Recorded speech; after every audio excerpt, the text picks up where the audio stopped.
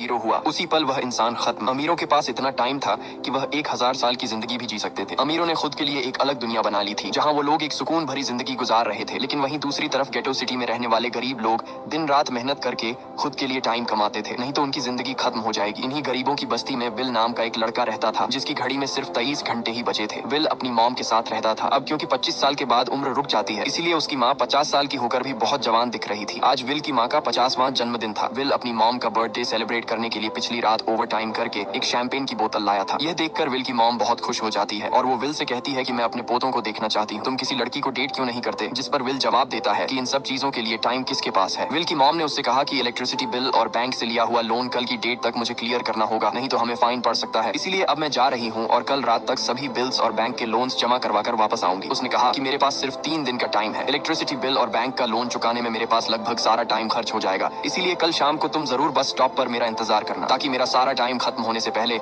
मैं तुमसे कुछ टाइम ले सकूं। इस पर विल ने कहा ठीक है, मैं टाइम पर पहुंच जाऊंगा। जाने से पहले विल की माँ विल के हाथ को छूकर उसकी बॉडी में 30 मिनट ट्रांसफर करती है, ताकि विल अच्छा नाश्ता खरीद कर खा सके। इसके बाद दोनों अपने अपने काम पर निकल गए। रास्ते में विल के पास एक छोटी बच्ची आती है। वो विल को एक कैप्सूल देकर विल से उसका थोड़ा सा टाइम मांगती है। विल मुस्कुराते हुए उस छोटी बच्ची को कैप्सूल में अपनी जिंदगी का 5 मिनट का टाइम दे देता है और वह चली जाती है। यहाँ हमें पता चलता है कि यह लोग अपने टाइम को एक कैप्सूल में स्टोर भी कर सकते हैं, जिससे यह लोग कभी भी यूज और ट्रांसफर कर सकते हैं। इसके बाद विल काम के लिए फैक्ट्री पहुंच जाता है। काम शुरू करने से पहले वह कॉफी लेने जाता है, लेकिन वहाँ वह देखता है कि हर एक चीज का दाम डबल हो गया है। जहाँ पहले कॉफी 2 मिनट की मिलती थी, अब उसका प्राइस डबल होकर 4 मिनट हो चुका है। यहाँ पर कभी भी किसी चीज का भी दाम बढ़ा दिया जाता है बिना किसी अनाउंसमेंट के। ये बात विल को बहुत बुरी लगती है। मजबूरी में विल ने भी कॉफी के लिए अपनी जिंदगी के 4 मिनट पे किए और काम पर लग गया। दिन भर के काम के बाद रात के वक्त विल अपने दोस्त के साथ एक बार में जाता है। विल का दोस्त एक नंबर का शराबी था। वह हर वक्त शराब के नशे में टली रहता। विल का दोस्त विल को इशारे में बताता है कि वह आदमी सबको फ्री में दारू पिला रहा है और उसके पास बहुत ज्यादा टाइम है। ये सुनकर विल ने जब उस आदमी की तरफ देखा तो उसे चारों तरफ से लड़कियों ने घेरा हुआ था। विल की जब उस आदमी की घड़ी पर नजर गई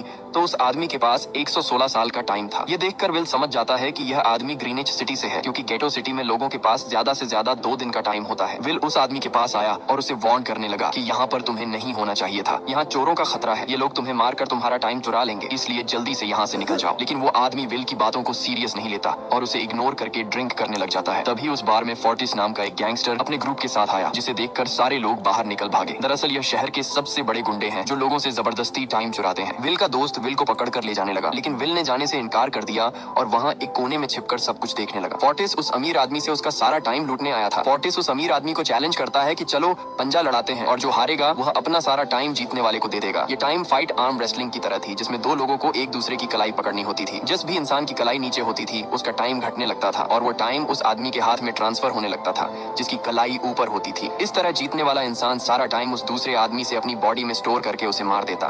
फोर्टिस उस आदमी से कहता है क्या तुम इसके लिए तैयार हो? इस पर उस अमीर आदमी ने कहा कि मैंने बहुत ज्यादा ड्रिंक की हुई है, इसलिए मुझे कुछ टाइम चाहिए, उसके बाद मैं तुम्हारे चैलेंज के लिए तैयार हूँ। फोर्टिस कहता है कि ठीक है, ये तुम्हारी आखिरी ख्वाहिश है, जाओ मैं तुम्हें तैयार होने के लिए कुछ मिनट देता हूँ। फोर्टिस उसके साथ अपना एक आदमी भी भेज देता है ताकि यह भाग न सके। वो अमीर आदमी बाथरूम में आकर बहुत ज्यादा उल्टियां करने लग जाता है, क्योंकि उसे काफी चढ़ गई थी। इसलिए अगर वो इस हालत में फोर्टिस से पंजा लड़ता तो इस अमीर आदमी का हारना कंफर्म था। तभी विल वहां पर आ जाता है। वो फोर्टिस के आदमी को मारकर उस अमीर आदमी को अपने साथ उस जगह से बाहर निकाल लेता है और उसे फोर्टिस से बचाकर एक सेफ जगह पे ले आया। विल ने उस अमीर आदमी से कहा कि मैंने तुमसे कहा भी कि तुम्हारी जान को खतरा है, तुम जानबूझकर अपना टाइम क्यों बर्बाद कर रहे हो? वो आदमी विल को अपना नाम हेनरी बताता है और वो विल से पूछता है कि तुम्हारी उम्र कितनी है? विल ने बताया 28 साल। हेनरी ने कहा मेरी उम्र 105 साल है और अब मैं जिंदगी से थक चुका हूँ। मैंने अपनी लाइफ में हर एक चीज का मजा लिया है और अब मुझे इस जिंदगी की जरूरत नहीं है, मैं जीना नहीं चाहता। ये सुनकर विल ने हैरानी से पूछा आखिर तुम कहना क्या चाहते हो? इस पर हेनरी ने कहा लगता है तुम अब तक हकीकत से अनजान हो। क्या तुमने कभी सोचा है कि इस दुनिया में अलग अलग टाइम जोन्स क्यों बनाए गए हैं? आखिर क्यों तुम्हारे टाइम जोन गेटो में किसी भी वक्त चीजों के दाम और टैक्स बढ़ा दिए जाते हैं? दरअसल